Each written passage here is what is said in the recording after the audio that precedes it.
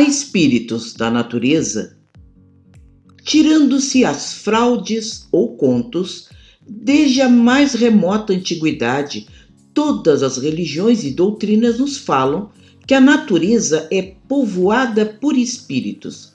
Isso é bastante curioso. Se começar uma simples pesquisa nos livros de história, vamos encontrá-los em praticamente todas as civilizações em todos os tempos. Muitos pesquisadores nos dizem que o homem primitivo, atônito frente aos fenômenos da natureza, tentava intervir evitando catástrofes naturais, e assim teria povoado sua imaginação com espíritos, gênios e deuses capazes de atender suas preces. Mas seria tudo isso um truque de nossa imaginação? Nós religiosos e umbandistas não cremos nisso. Se vasculharmos nossas origens africanas, vamos encontrar orixás em toda a natureza. Para um umbandista, o orixá não tem a mesma interpretação das religiões africanistas.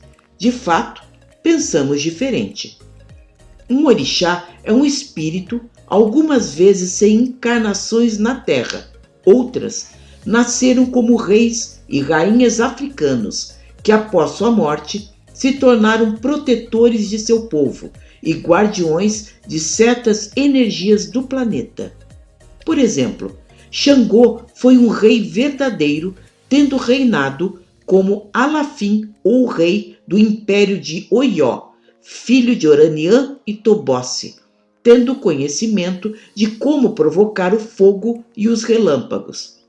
Após sua morte, se tornou um santo protetor de seu povo, passando a governar esses elementos.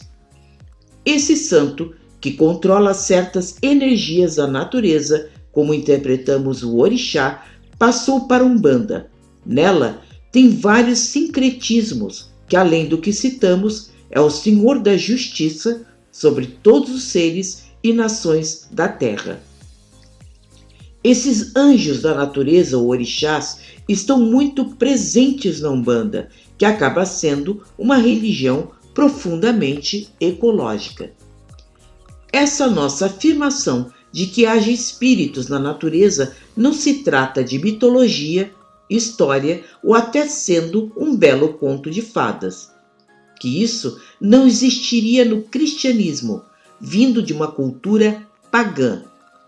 Será que no Evangelho nada encontramos a respeito? Vejamos em Marcos, Mateus e Lucas. Quando estava Jesus com seus discípulos atravessando o mar da Galileia, ele teria dormido profundamente pelo dia exaustivo. Nesse período, formou-se uma tempestade inesperada, comum naquela região. Desesperados, tudo faziam para controlar o barco, quando acordaram Jesus para que fizesse algo. Conta-se que ele repreendeu o vento para que ele cessasse. Os discípulos perguntaram entre si: quem é este que até o vento e o mar lhe obedecem?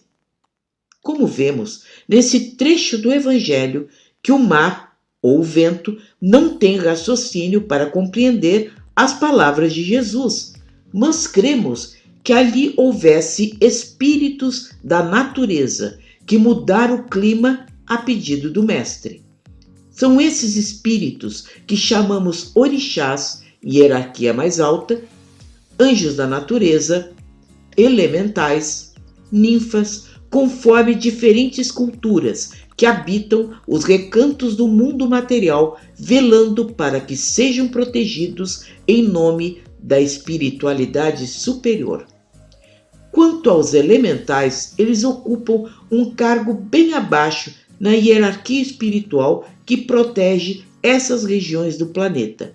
Ainda não seriam exatamente almas humanas, ocupando um grau intermediário entre a animalidade e elas. Por mais fantasioso possa parecer, essas almas simples são descritas com os mais diferentes nomes em diferentes culturas, sendo dirigidas pelas entidades de luz em trabalho de reenergização, transporte de energias e outras tarefas importantes, muito presentes aos médiuns videntes nos trabalhos de Umbanda, cercando caboclos em seus trabalhos, nas águas, nos ares, até no fogo. Conta-nos o espírito Loncelan em Iniciação, Viagem Astral, psicografado por João Nunes Maia, que em sua equipe contam com Carrena, uma entidade com profundo conhecimento da natureza e seus recursos, muito similar às nossas caboclas em nossos trabalhos de Umbanda. Nos conta que Carrena, com assovio muito singular, à semelhança de nossos guias, convocou essas entidades, que compareceram como uma nuvem, trazendo-lhes medicamentos saindo de uma árvore. Conta-nos Loncelan que ele trazia em seu vestuário perispiritual uma medalha, ocupando toda a atenção dessas pequenas entidades que o cercaram curiosas. No outro capítulo desse mesmo livro, o espírito de Miramês explica-lhe que o Espírito Deus, responsável por cuidar desses pequeninos, foi capaz de replicar a medalha para que eles usassem também, explicando dessa forma como as entidades são capazes de replicar os objetos que entregamos em nossas oferendas. Ficou curioso?